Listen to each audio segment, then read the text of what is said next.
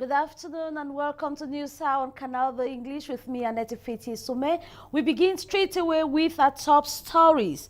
A tense atmosphere reigns in Bamenda, northwest region of Cameroon, as a group of persons say no to a planned epdm rally. The Lionesses of Cameroon are presently at Unity Palace on the invitation of the head of state, Paul Biya, and wife.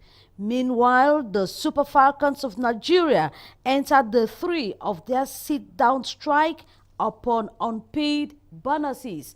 Details will be yours right ahead.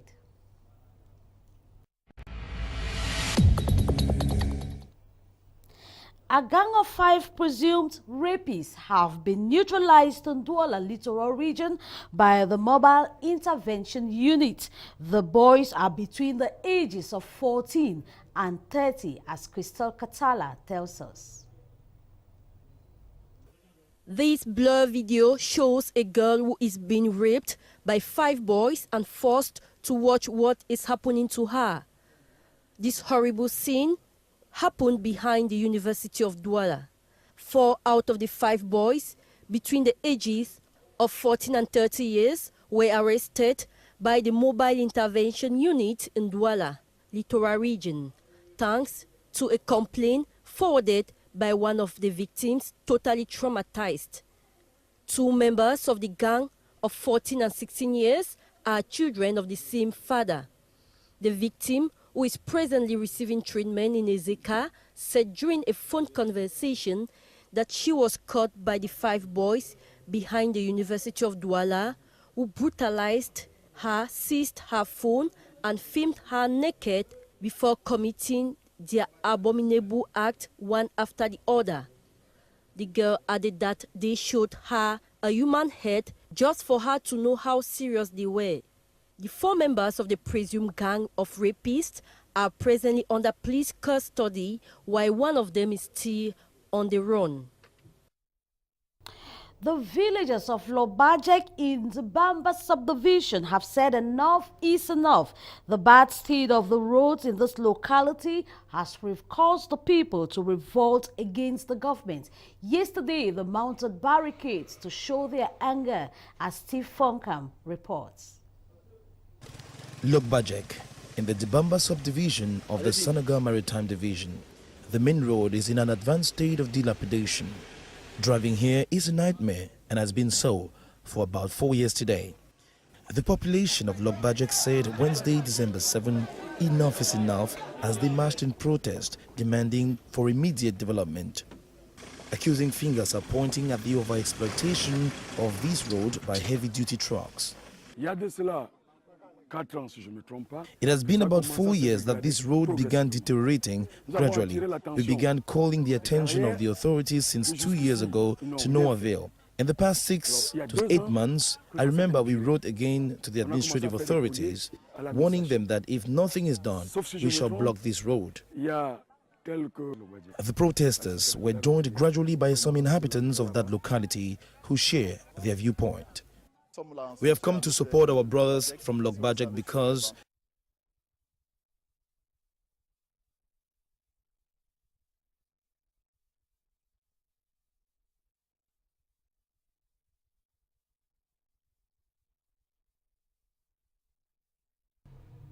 Well, we are going to take back that story of Lobajek. We had a little technical fault. Our technicians see the paper is now working. Let's have exactly what happened yesterday with the people of Lobajek.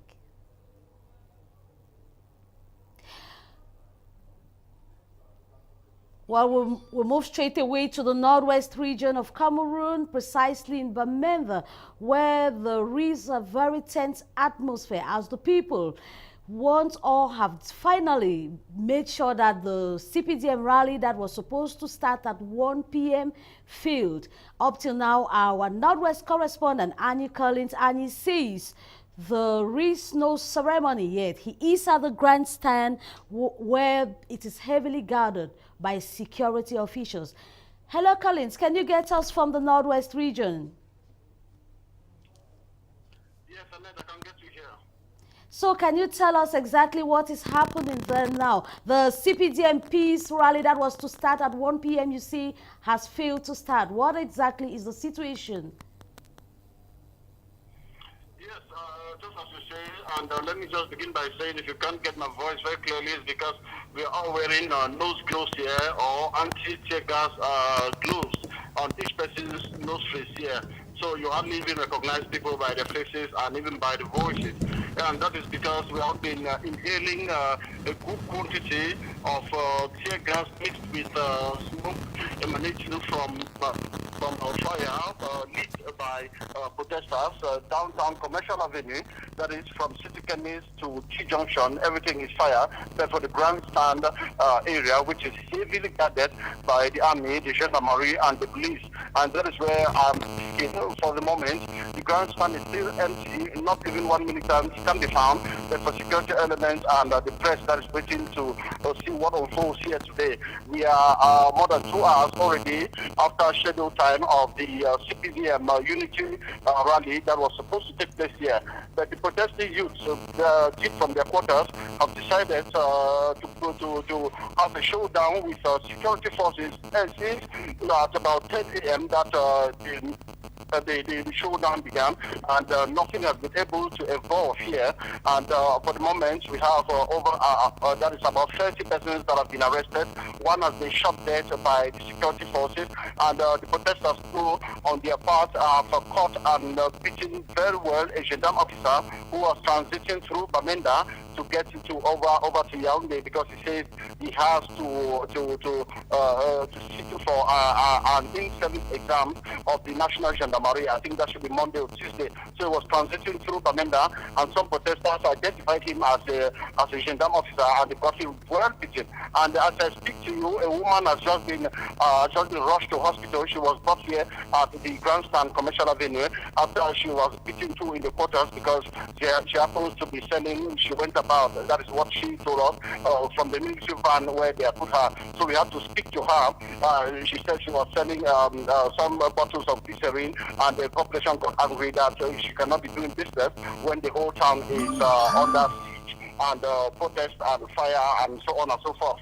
As I speak to you, the Central Police Station at Old Town Bamenda has gone under fire, and that is, it has been put, fire has been lit there, and I don't know whether the police have succeeded to put out the fire. And the 3rd District Police Station too at Metro Quarters has been set ablaze also. So those are the 2 police stations that have been burnt down already, live from Bamenda, as I speak to you at after midday as we speak. But the CPDM rally, as I say, is still far from beginning. There's still nobody at the grandstand. All the seats are empty. The thousands of seats that have been put in this magnificent and big grandstand are still very empty. But all the roads where people have to march and spectators who watch the rally, everything is full of military vehicles, all completely. Well, thank you so much, Collins, for that information from Bamenda. We hope that the unrest will soon be brought to calm, and the rally that was planned for 1 p.m. will finally hold. We say courage to people in the Northwest region, precisely in Bamenda, and we our sympathy to the Buri family. We continue with something else on the news now. At the start of the current year, Cameroon's expected intake from the sale of crude oil, it was close to 250 billion francs CFA, but statistics from the National Hydrocarbons Corporation indicates that despite drop in oil prices on the world market, Cameroon still managed to sell oil worth 266 billion francs CFA. Details of this report with Tariq Divine. Despite the ongoing global financial crunch and tumbling commodity prices on the world market, Cameroon earned 266 billion CFA francs from oil sales between January and October. According to a statement from the National Hydrocarbons Corporation, the figure far exceeds the 247 billion CFA francs target set at the start of the year. A release from the state-owned oil company additionally indicates that over the same period, the country's total oil production stood at 28.6 million barrels. Meantime, between January and December last year, Cameroon's total crude oil production stood at 34.4 million barrels, an increase of 26% compared to the 27 million barrels produced at the end of 2014. Cameroon, which has been pumping oil since 1997, recorded an all-time high in 1985 when production reached 185,000 barrels per day before witnessing a steady decline. In its 2017 budget, set at 4,373.8 billion CFA francs and currently under scrutiny in Parliament, the government is banking on world market oil prices of $40 per barrel for revenue generation. The late governor of the Central Region, Otto Wilson, will be buried this Saturday in his hometown, Isangele, in the Ndian Division. This is in the southwest region of Cameroon. He died last October 24 in Paris, France, after a brief illness. His mortal remains will arrive the country today, as Forba Reagan tells us. The remains of late Joseph Otto Wilson, the deceased governor of the Central Region who died last October the 24th at the Paris hospital, are due arrival in the country via the Simaleng airport in Yaoundé this Thursday evening. A statement from the Presidency of the Republic states that the governors of the country's other 9 regions will pay their last homage to their fallen colleague with military honors and a wake on the menu before the departure of a funeral convoy Friday for Isangele in the Bakassi Peninsula, where the late governor will be laid to rest Saturday, December 10th. Appointed governor of the Central Region in June 2014, the protractedly ailing Joseph Otto Wilson was rushed to France for treatment last October the 8th, where he gave up the ghost a fortnight later. Barely 1 week after Cameroon's national women's selection, the indomitable Lionesses lost the finals of the 2016 African Women's Cup of Nations to the Super Falcons of Nigeria. Their brilliant performance continues to draw admiration. They are presently being received at the Unity Palace by Cameroon's President Paul Biya and wife Chantal. Meantime, critics have been quick to note that the reception is ill-timed, considering ongoing social tension in Anglophone Cameroon, as Tarika Divine says. After their amazing and yet ill-fated performance at the 10th edition of the Africa Women's Cup of Nations, Cameroon's indomitable Lionesses, who emerged vice-champions, will be received in splendor today at Unity Palace by Paul and Chantal Biya. The presidential couple watched and cheered as the girls played the tourney opener against Egypt, as well as the final against Nigeria. A release from the presidency says the State House reception will provide the chance for the presidential couple to show appreciation to Coach Carl Enongachu, his assistants, and the 21 players of his selection following their brilliant performance at the tourney. The indomitable Lionesses came through from the group stages to the semi-final unbeaten, only to concede their lone and penalizing goal at the final against the Super Falcons of Nigeria. While Gabriel Abudi-Ongene was named Best Player of the competition by the Confederation of African Football, her teammates, including defenders Fallon Mefumetu and Mari Orelawona, midfielder Raisa Fejo and goalkeeper Ngondom Annette, were listed in the continent's best women's selection, an indication that Cameroon teams were talent despite the epileptic nature of the Women's Football Championship. And so observers are asking what changes lie in store for the practice of women's football in Cameroon after today's reception. While the indomitable Lionesses of Cameroon wine and dine with the President of the Republic, Paul Biya. Okay, those are some of the images as you can see on the screen. The ceremony is going on live as we talk. The Lionesses People are taking pictures of those ladies, of the ladies that made us to dream within a period of 2 weeks, as they performed brilliantly during the just ended African Women's Cup of Nations that they lost to the Super Falcons of Nigeria by 0-1. You will have details of their reception at Unity Palace in the subsequent edition of our newscast.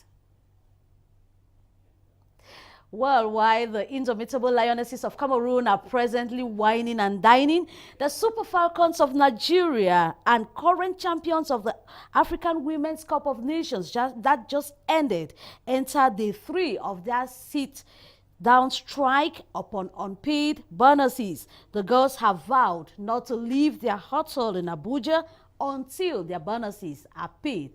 Former Reagan has details. Super Falcons of Nigeria rule Africa's women football scene once again.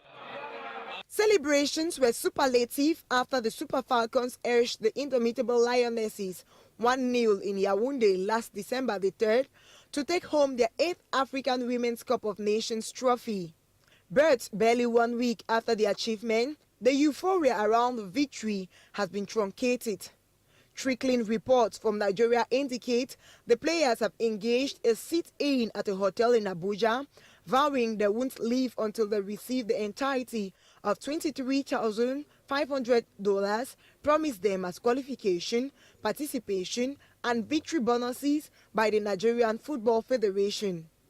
In fact, the Super Falcons actually traveled to Cameroon empty-handed, despite a pledge by the Federation to pay part of the money. Reacting to fresh bonus protests, officials at the cash-strapped federation have been pleading with the protesting players to exercise patience, adding the bonuses will be paid as soon as the federal government makes available funds for the purpose. Such embarrassing demonstrations over unpaid bonuses are a frequent occurrence with both the men's and women's selection in Nigeria. Actually, press reports indicate that Super Falcons coach Florence Obamemi has only received 1 month of her salary since she was appointed in March this year. In more sports news, poor beginning for the Nzuimanto, Cameroon's representative at the 31st FIBA African Champions Cup. The ongoing basketball continental competition opens Wednesday, December 7 and will run till December 16. Nzuimanto Basketball Club from the West region of Cameroon lost its opening game to host country's team, Al Ahly of Egypt, by 53 to 82 points. The champions of Cameroon will have to battle hard if they hope to qualify for the second round. Nzuimanto joins 5 other teams from across Africa in Pool A. That is Al Ahly of Egypt, Primeiro of Angola, Club Africain from Tunisia, Kano Pillars from Nigeria, AD Bairo from Cape Verde. Cameroon will play Primeiro Augustus of Angola at 8 p.m. today.